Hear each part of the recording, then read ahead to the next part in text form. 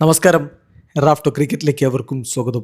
ICC T20 world കപ്പിൽ പാകിസ്ഥാനെ 2 വിക്കറ്റുകൾക്ക് പരാജയപ്പെടുത്തിക്കൊണ്ട് England ഇതാ സെമി ഫൈനലിലേക്ക് കടന്നിരിക്കുന്നു. ആദ്യ കളി മഴ പെയ്തു പോയി, ഒറ്റ പോയിന്റ് മാത്രം കിട്ടിയിരുന്ന പാകിസ്ഥാൻ ഈ കളി തോറ്റതോടെ 2 കളികളിൽ നിന്ന് ഒറ്റ പോയിന്റ് മാത്രമാണ്. പുറത്തായി എന്ന് നമുക്ക് പൂർണ്ണമായും പറയാൻ പറ്റില്ല, പക്ഷേ പുറത്താവലിൻ്റെ വക്കിൽ തന്നെയാണ് പാകിസ്ഥാനുള്ളത്. അല്ലെങ്കിൽ ഇനി മിറക്കിളുകൾ സംഭവിക്കണം.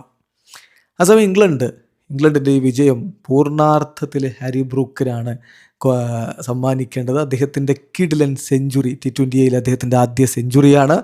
അദ്ദേഹമാണ് പാകിസ്ഥാനിൽ നിന്ന് കളി പിടിച്ചു കൊണ്ടുപോയത്. അദ്ദേഹം ഔട്ടായതിനു ശേഷം പിന്നെ ചില ഡ്രാമകളൊക്കെ ഉണ്ടായിരുന്നു.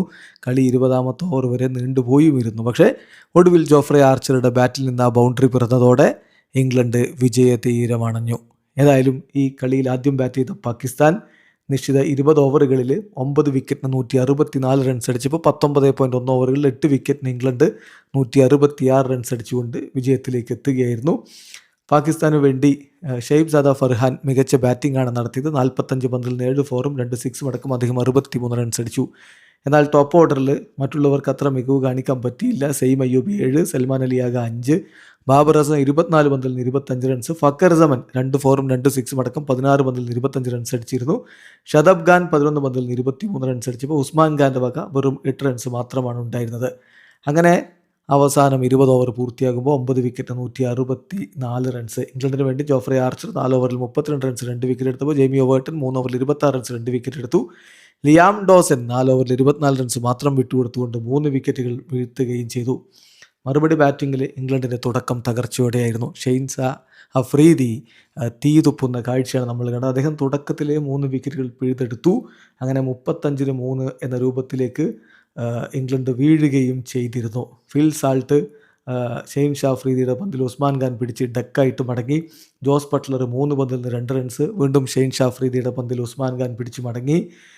ജേക്കബ് ബത്തൽ ഷെയ്ൻ ഷാ അഫ്രീദിയുടെ പന്തിൽ ഷെയ്ഖ് ഫർഹാൻ പിടിച്ച് മടങ്ങുമ്പോൾ 8 റൺസ് മാത്രമാണ് അടിച്ചിരുന്നത്. അങ്ങനെ ഇംഗ്ലണ്ട് 35-3 എന്ന രൂപത്തിലേക്ക് വീണതാണ്. പക്ഷേ ഹാരി ബ്രൂക്ക് ഒരു ഭാഗത്ത് നിന്ന് അങ്ങ് അടി തുടങ്ങി പാകിസ്ഥാൻ്റെ പിടിയും വിട്ടു. 51 പന്തിൽ നിന്ന് 10 4ഉം 4 6ഉം അടക്കം ടീമിൻ്റെ വിജയം ഏതാണ്ട് ഉറപ്പിച്ചിട്ടാണ് അദ്ദേഹം മടങ്ങിയത്. അദ്ദേഹം സെഞ്ചുറി നേടിയിട്ടുണ്ടായിരുന്നു. ഒടുവിൽ ഷെയ്ൻ ഷാ അഫ്രീദിയുടെ ഒരു കിഡിലൻ യോർക്കറിൽ ബൗൾഡ് ആവുകയായിരുന്നു. അദ്ദേഹം ഷെയ്ൻ ഷാ അഫ്രീദി ഷെയ്ക്ക് ഹാൻഡ് കൊടുത്താണ് ഹാരി ബ്രൂക്കിൻ്റെ കിഡിലൻ ഇന്നിങ്സിന് അഭിനന്ദനം അർഹിച്ചത്. അത് ക്രിക്കറ്റിൻ്റെ സൗഹൃദത്തിൻ്റെ മനോഹരമായ ഒരു കാഴ്ചയായിരുന്നു. Tom Banton 2 runs Usman Tariq മടക്കി വിട്ടു. സാം കറൻ 15 പന്തുകളിൽ നിന്ന് 16 റൺസ് ഉസ്മാൻ താരിഖിനാണ് ആ വിക്കറ്റിന് ലഭിച്ചത്. വിൽ ജാക്സ് ഇംഗ്ലണ്ടിൻ്റെ വിജയത്തിൽ പ്രധാനപ്പെട്ട പങ്ക് വഹിച്ചു. 23 പന്തിൽ 1 4ഉം 2 6ഉം അടക്കം 28 റൺസ് അടിച്ചു.